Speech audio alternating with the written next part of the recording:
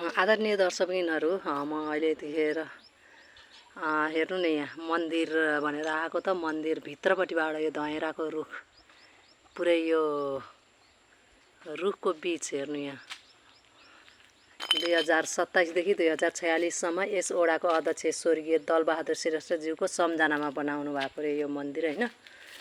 यहाँ लेख्नु भएको रहेछ। ल यहाँ रुखको बोटभित्र छ। यहाँ भगवानहरू हुनुहुँदो रहेछ।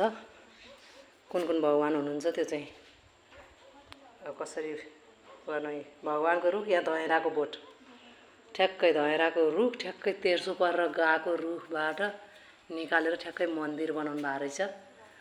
यो पनि एउटा अजिब ठाउँ जे भए पनि नवलपुर त्यहाँ पारी पर्छ झुलुङ्गे पुल हो।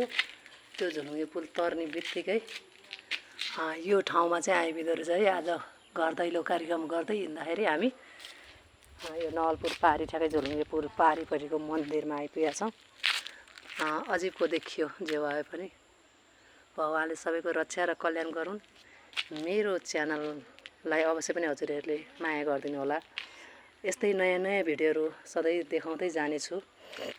हजुरहरूले like comment share copy link र के भनिन्छ सब्सक्राइब पनि गर्नलाई नभुल्नु होला है। यहाँको यो आसपासको क्षेत्रहरू हेर्नु होला। हस् धन्यवाद।